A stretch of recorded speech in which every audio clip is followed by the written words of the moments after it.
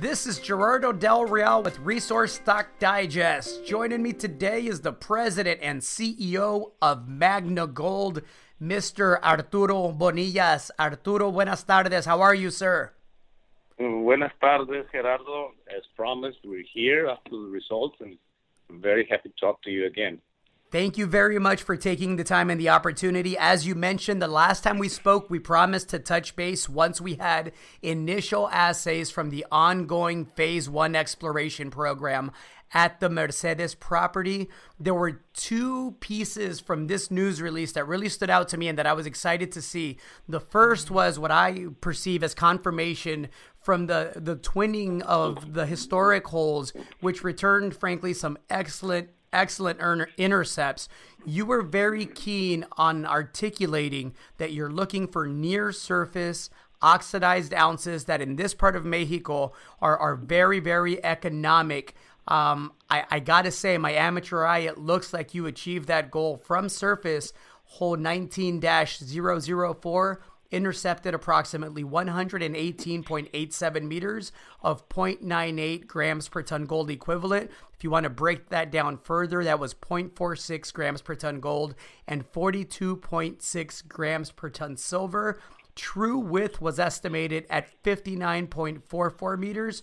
Hole 19-003 from surface was approximately 120.4 meters of 0.81 grams per ton gold equivalent, or 0.54 grams per ton gold and 22.4 grams per ton silver. I gotta believe that the twin holes confirmed what you were looking for. I'd love to hear your take on that, and then we'll talk about some of the exploration holes and the new targets you've identified. Of course, thank you very much. I'm glad to say that the objectives of the first phase exploration were fully accomplished. The numbers you read are in our press release. We are still receiving samples and assays from the last four holes. They look pretty good. We can say now that we have confirmed a on-surface mineralized oxide area with similar grades as the ones you mentioned, at along 300 meters along strike, 40 to 60 meters wide, and currently 140 meters to 150 meters deep. And so the next step there is we're going to do an initial resource estimate, which is quite preliminary because we not only did twin holes, we also reconfirmed some of the historical drilling. We are extending with the latter holes that portion that we have talked about. One of the new things that came up is that silver values were higher than previously reported.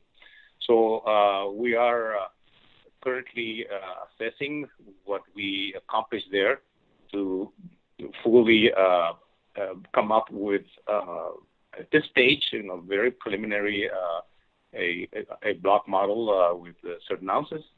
And on the second part, or the second portion of this exploration program, was the uncovering of very interesting areas within our claims. We uncovered 7 targets. All came back with very good grades on our initial sampling. Some of them very, very high grades. So our next phase of work in the Mercedes project will be to go in and systematically sample 2 of the areas. Initially, one is called Mina Vieja, which is an old mine, and that we're uncovering. We're cleaning up the adits and going inside. And also we're uncovering the surface structure.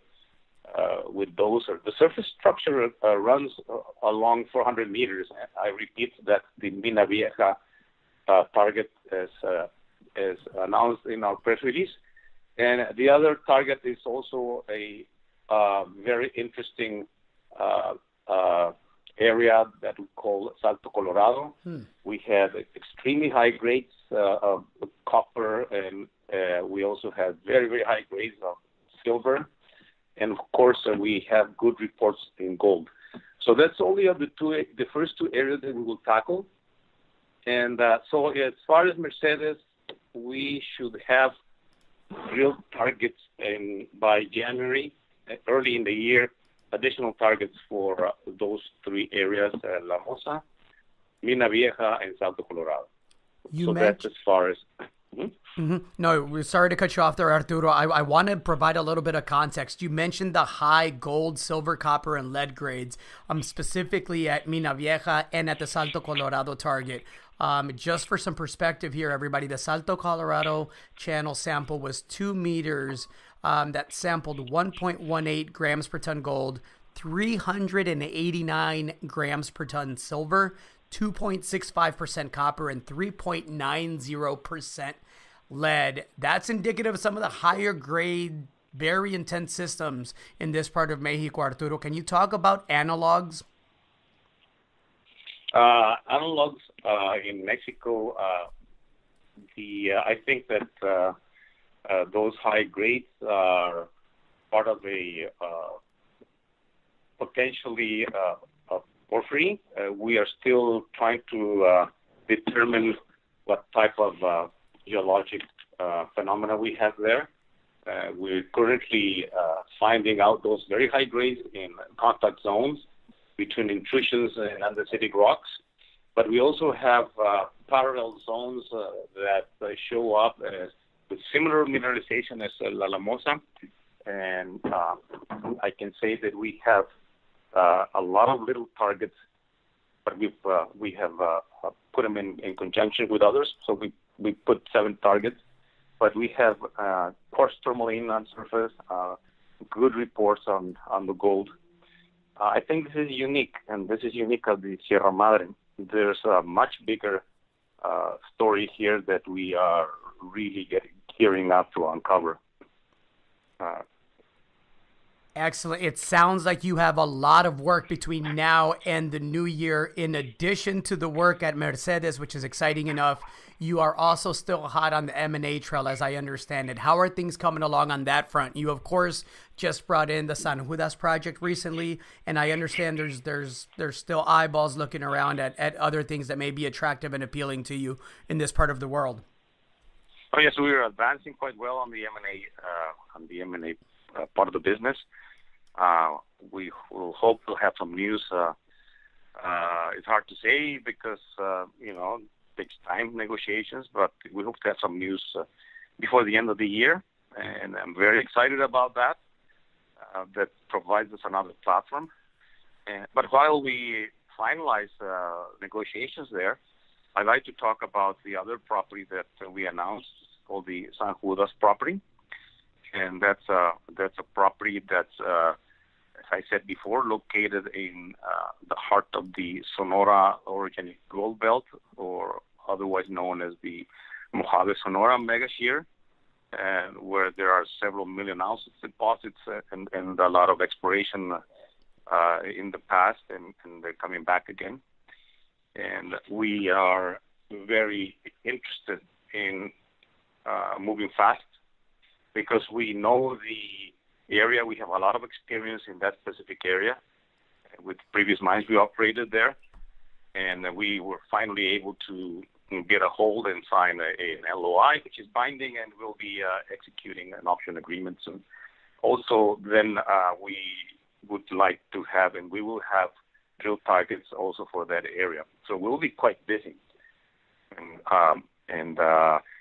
So by the first quarter of next year, we should have our drills turning again, and hopefully by then also have completed an acquisition.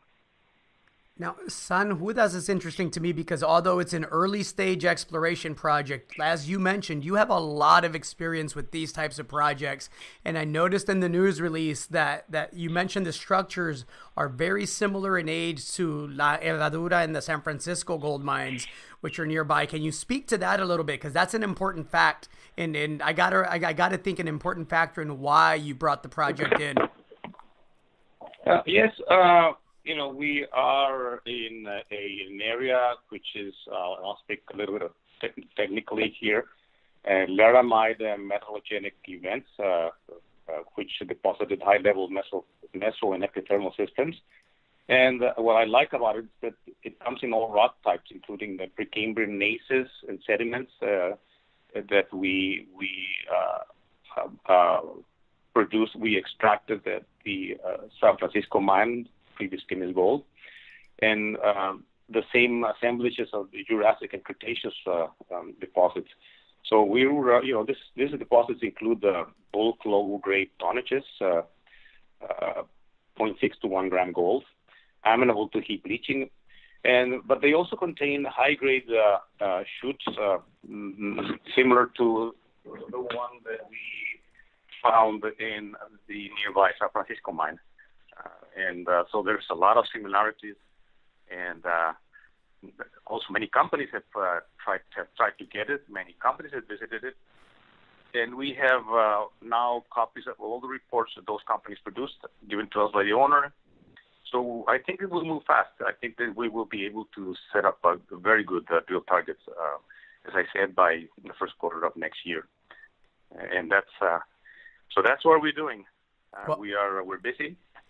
You've been extremely busy. No, the news flow is fantastic, and it's in part why I still haven't been able to make it out there. One, how busy you've been on your end, and two, of course, it's that time of the year where the conference circuit picks up. But I'm excited about everything the company is doing. You have a market cap, a minuscule market cap of approximately $11 million. What does the cash position look like as of the latest reporting period, Arturo? We have over $2.2 million approximately still left, and so we have enough money to go and do the work that I mentioned to you and put the first holes. But another financing event may come in between with our M&A activity. Excellent. Arturo, I'm looking forward to getting down there in the next several months. Thank you again for taking time today. I'm looking forward to the remaining holes that are pending. From how I understand it, you've seen the rocks. You like what it looks like, but we all know that it doesn't matter until we have the assays in hand, right?